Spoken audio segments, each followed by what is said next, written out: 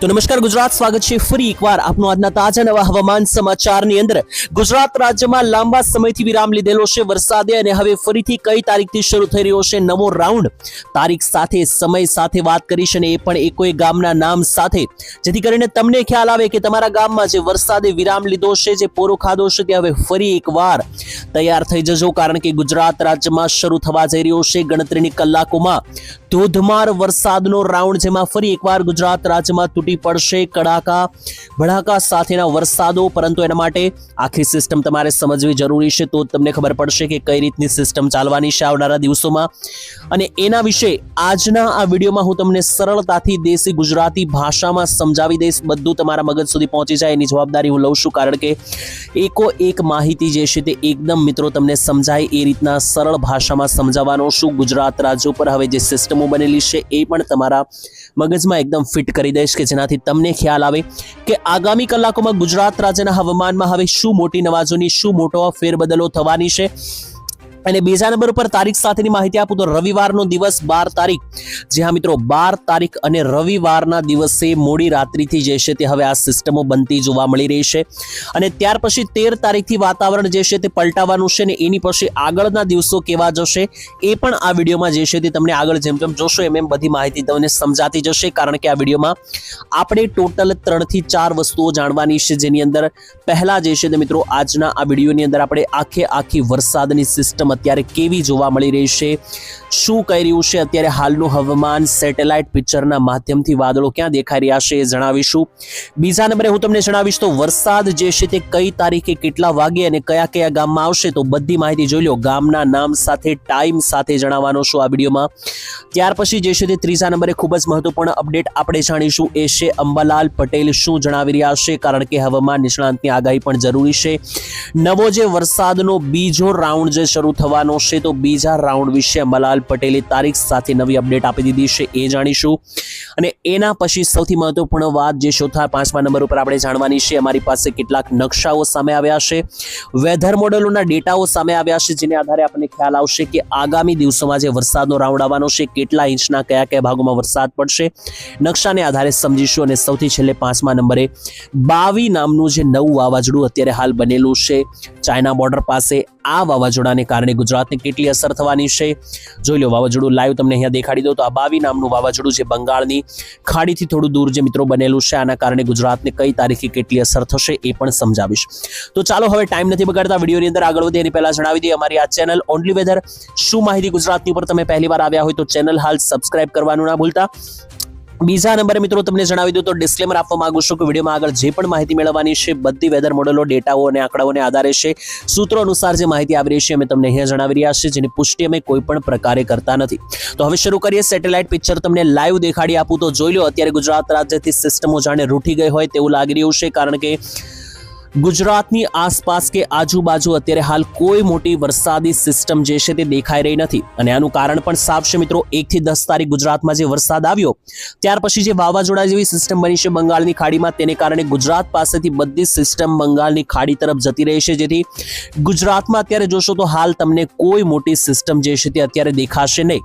પરંતુ આ મિત્રો જે કોઈ પણ સિસ્ટમ નથી, એ માત્ર 12 તારીખની રાત્રિ 13 તારીખ સુધી છે, કારણ કે જેવી 13 તારીખની રાત્રિ 14 તારીખ આવશે એમ જો તો હવે આગામી કલાકોમાં જે છે તે જોઈ લો વરસાદી સિસ્ટમો ફરીથી એક્ટિવ થતી જોવા મળી રહી છે। 14 તારીખનો નકશો જોઈ શકો તમે, દક્ષિણ ગુજરાત અને દરિયાકાંઠે સારા વરસાદો જોવા મળી રહ્યા છે। 15 તારીખથી સારી એવી સિસ્ટમ ગુજરાત રાજ્ય ઉપર 15, 16, 17 તારીખે વરસાદી રાઉન્ડો જોવા મળવાના છે।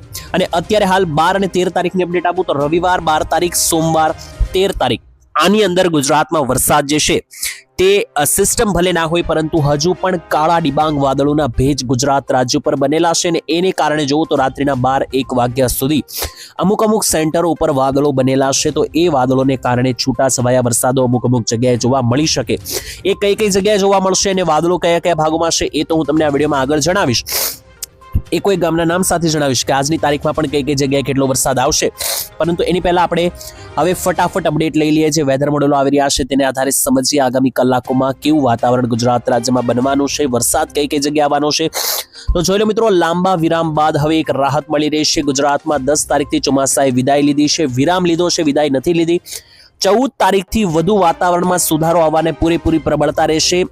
છૂટાછવાયા સારા રેડા ઝાપટા પડવાની પણ શરૂઆત થશે 14 તારીખથી, અને અમુક છૂટક વિસ્તારોમાં સારો વરસાદ પણ પડશે તેવી આગાહીઓ જે છે તે અહીંયા ઓનલાઈન મિત્રો દાવાઓ અનુસાર સામે પણ આવી રહી છે.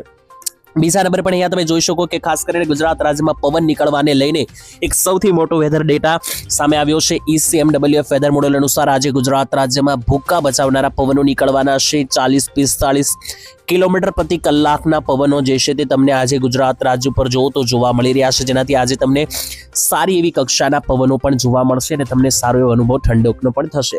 એની સાથે એક સૌથી મહત્વપૂર્ણ નકશો જોઈ લો તો ગુજરાતમાં 16 તારીખ સુધી કઈ કઈ જગ્યાએ કેટલો વરસાદ પડશે એનો આ નકશો છે.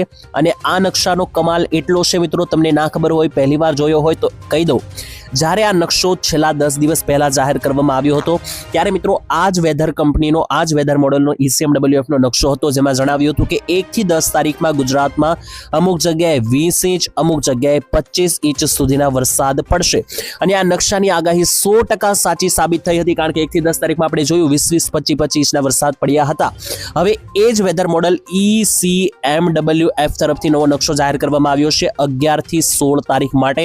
તો 16 તારીખ સુધી જે બીજો વરસાદનો રાઉન્ડ રહેવાનો છે, એમાં કઈ કઈ જગ્યાએ કેટલો વરસાદ પડશે એનો આ નકશો છે, જેમાં જોશું તો આપણને ખ્યાલ આવશે કે આખા ગુજરાતમાં કઈ રીતના વરસાદો જે છે તે જોવા મળી રહ્યા છે. તો જોશો, ઝૂમ કરીને દેખાડી દઈએ ગુજરાત રાજ્ય ક્યાં રહેલું છે. તો જોઈ લે, આ કાળા કલરના સર્કલમાં છે આપણું ગુજરાત.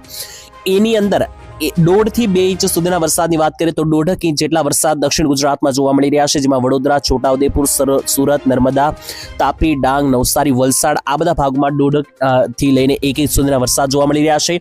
બાકીના વિસ્તારમાં જોશો તો 1 ઇંચ અથવા એની આસપાસના વરસાદ જોવા મળી રહ્યા છે. એની અંદર જોશો તો આખું ગુજરાત આવી ગયું. પછી જેમાં મધ્યની અંદર અમદાવાદ, આણંદ, ગોધરા, નર્મદા, તાપી, મહીસાગર, દાહોદ, ગોધરા, પંચમહાલ, ખેડા. સૌરાષ્ટ્રમાં પણ જોશો તો જુનાગઢ જિલ્લો આવી ગયો, ગીર સોમનાથ જિલ્લો આવી ગયો, અમરેલી આવી ગયું, ભાવનગર આવેલું, બોટાદ આવી ગયું. પરંતુ મોટી દુઃખદ ખબર ફરી એકવાર આવી રહી છે કે 16 તારીખ સુધીનો જે રાઉન્ડ છે એમાં કચ્છ અને ઉત્તર ગુજરાતમાં કોઈ મોટા રાઉન્ડ રહેવાના નથી. મિત્રો, તમને નહીં ખબર હોય કે 1 થી 10 તારીખમાં વરસાદ આવ્યો, એમાં પણ ઉત્તર ગુજરાતનો વારો નથી આવ્યો, કચ્છનો વારો એટલો બધો નથી આવ્યો, અને હજુ પણ 16 તારીખ સુધી જે રાઉન્ડ છે એમાં તો મિત્રો જે છે તે અહીંયા વાવણી લાયક વરસાદની પણ હજુ પણ કોઈ અપડેટ નથી. અને કચ્છ, પાટણ, દ્વારકા, જામનગર, મોરબી આ બધી જગ્યાએ હજુ વાવણી લાયક વરસાદો પણ પડ્યા નથી. અને અત્યારે મિત્રો જોશો તો એક ટ્રફ લંબાઈ રહ્યો છે વેસ્ટર્ન ડિસ્ટર્બન્સનો, અને અત્યારે હાલ ગુજરાત રાજ્યમાં કોઈ સિસ્ટમ એક્ટિવ નથી, જોઈ લીધું તમે.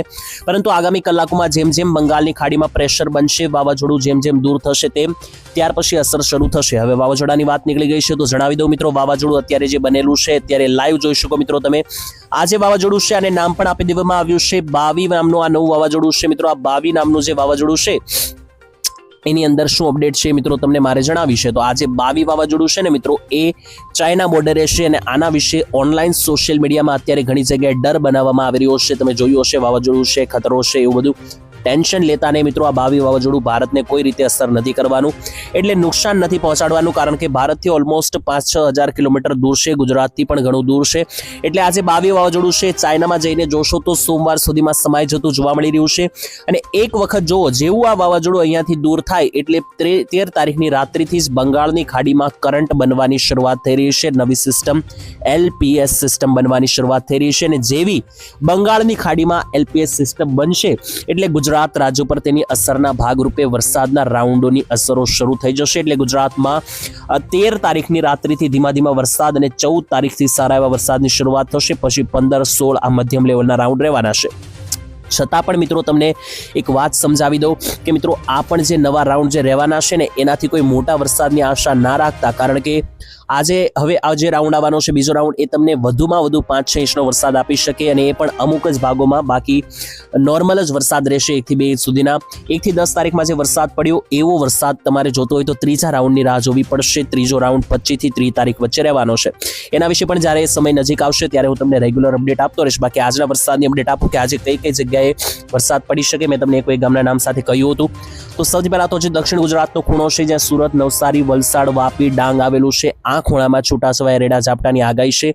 એની સાથે મધ્ય અને દક્ષિણનો જે પટ્ટો આવે છે કે જ્યાં ગોધરા, દાહોદ, મહીસાગર, છોટાઉદેપુર, વડોદરા અને તાપી જિલ્લો આવેલો છે, આ ખૂણાની અંદર પણ છૂટાછવાયા વાદળો છે, એને કારણે આ ભાગોમાં પણ ઝાપટા જોવા તમને છૂટાછવાયા લેવલે મળી શકે. બાકી અત્યારે ગુજરાતમાં કોઈ મોટા વરસાદની સંભાવના નથી. અત્યારે હાલ કોઈ સિસ્ટમ બનેલ નથી. સૌરાષ્ટ્રમાં, મધ્ય ગુજરાત કે કચ્છમાં, ઉત્તર ગુજરાતમાં કોઈ વરસાદની આશા રાખતા નહીં. બાકી સિસ્ટમ બદલાશે, નવી અપડેટ આવશે તો આવતીકાલના વિડીયોમાં તમને સંપૂર્ણ માહિતી આપી દઈશ. એના માટે ચેનલ સબસ્ક્રાઇબ કરીને રાખજો. આપણી આ ચેનલ પર આવા રેગ્યુલર વિડીયો આવતા રહેશે. જોવા માટે ચેનલ સબસ્ક્રાઇબ કરીને આ વિડીયો અમારી મહેનત લાગે છે મિત્રો. ખાસ લાઈક કરવાનું ના ભૂલતા. તમારા મિત્રોને વોટ્સઅપ, ફેસબુક ગ્રુપમાં શેર કરજો જેથી એમને પણ માહિતી મળી જાય. કાલે ફરી મળીશું. ત્યાં સુધી ધન્યવાદ. જય માતાજી, જય દ્વારકાધીશ.